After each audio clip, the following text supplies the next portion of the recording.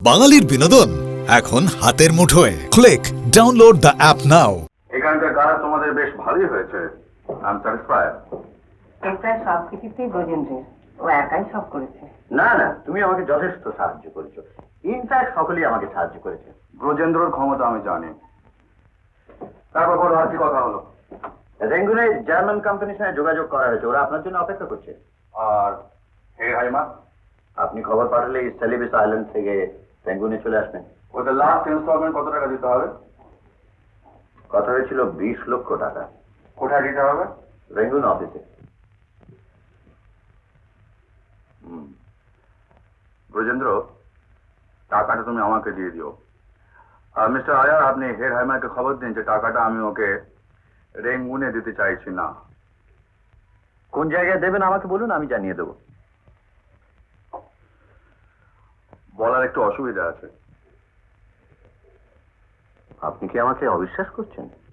বিশ্বাস অবিশ্বাসের কথা নয় ব্রজেন্দ্র, এটা প্ল্যানিং। Sorry sir.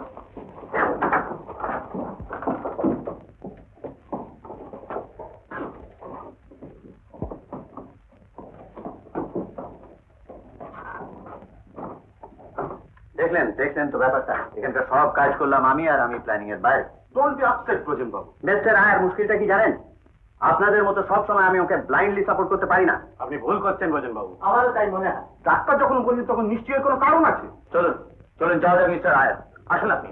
এই সমস্ত আলোচনা আমার এখানে ভালো লাগছে না।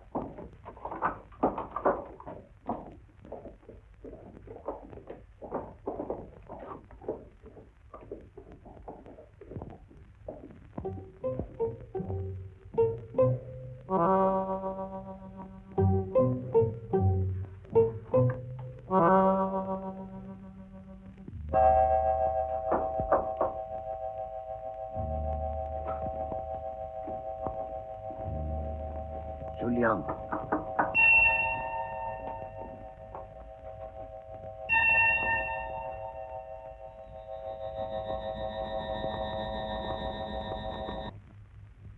দাদা,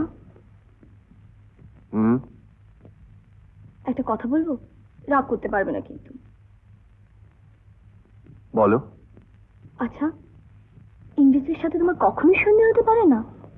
না, আমার চেয়ে বড় শত্রু ওদের আর নেই।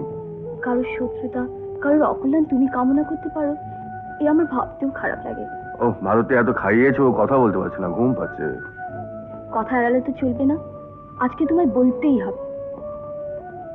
বলো না দাদা, বলো না। আচ্ছা দাদা, আমরাও তো দেশকে ভালোবাসি, দেশের স্বাধীনতা চাই। তফাৎ হলো, তোমরা চাও, আমি দাবি করি।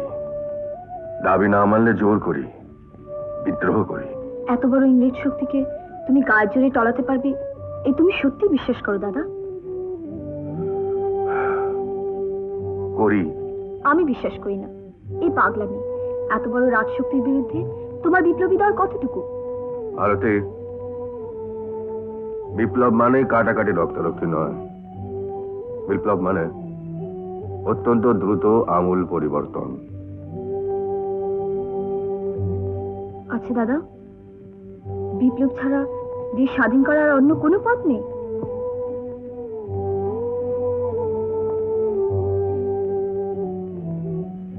না। এত বড় হিংসের আগুন বুকের মধ্যে জ্বালিয়ে তুমি আর যাই করো, দেশের ভালো করতে পারবে না। দেশের ভালো করার দায়িত্ব অন্য লোকের আছে ভারতে, তাদের আমি শ্রদ্ধা করি। আমি শুধু ভার নিয়েছি দেশ স্বাধীন করার। দুটো জিনিস আমার বুকের আগুন নিভবে, এক আমার চিতাভাসে, আর এক ভারতবর্ষের স্বাধীনতা। जल्दी पकड़ो उसको, भाग जाता है। Jagdish, he must be Brojendra. He looks like Brojendra. Get him. Driver, start करो. अरे start करो, जल्दी करो.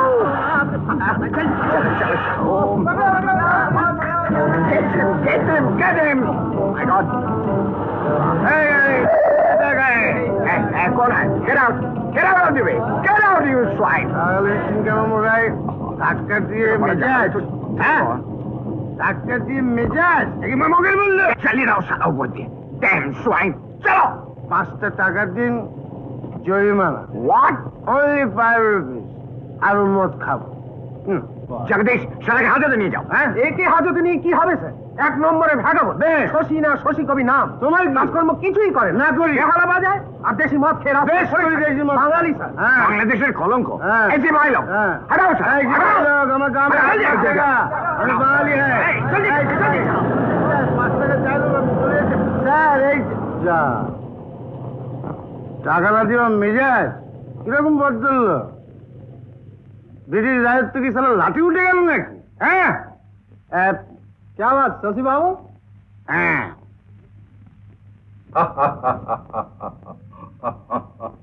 শশী চিরকালই এইরকম।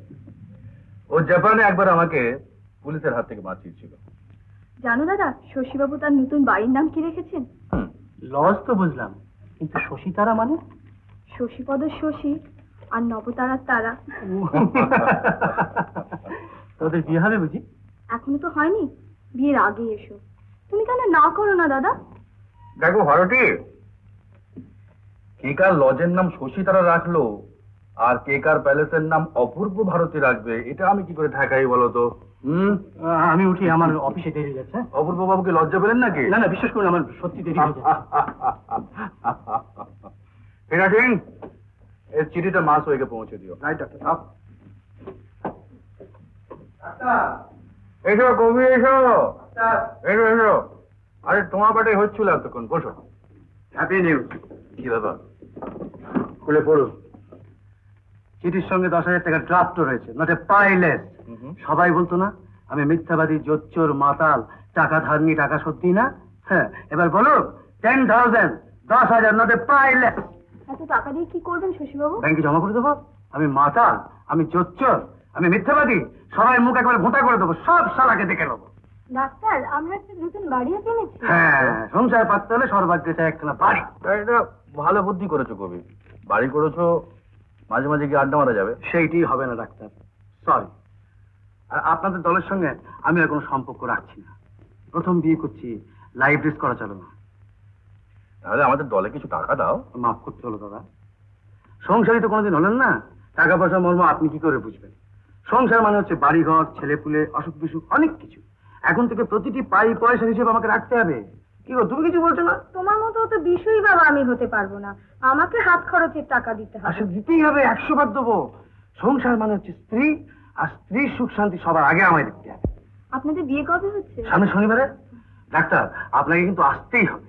এবারেতে আপনিও আসবেন? আর নিশ্চয়ই আসবেন, সবাই আসবেন, একটু খাওয়া দাওয়া হবে, আনন্দ হবে, এই আর কি। ডাক্তার কথাটা মনে রাখবেন। আমি রেঙ্গুনে থাকলে নিশ্চয়ই আসবো। না না ওসব বললে চলবে না, না এলে কিন্তু বিয়ে বন্ধ হয়ে যাবে। হতে পারে। আরে না না না, কি আশ্চর্য, আমি নিশ্চয়ই আসবো। যদি একান্তই না আসতে পারি তাহলে জেনো যে সব্যসাচীর পক্ষে আসা সম্ভব ছিল না। Thank you doctor, thank you. আমি তাহলে চলি, প্রেসিডেন্টকে আমার নিমন্ত্রণ করতে যেতে হবে। হ্যাঁ চলো চলো বেশ ভারতী, আপনি আসছেন কিন্তু। হ্যাঁ চলো চলো ডাক্তার চললাম। এসো। হ্যাঁ এখনই সাবস্ক্রাইব করুন Uttam Kumar movies YouTube channel. সঙ্গে থাকুন বাংলা চলচ্চিত্রের স্বর্ণযুগের প্রতিটি মুহূর্তের সাথে।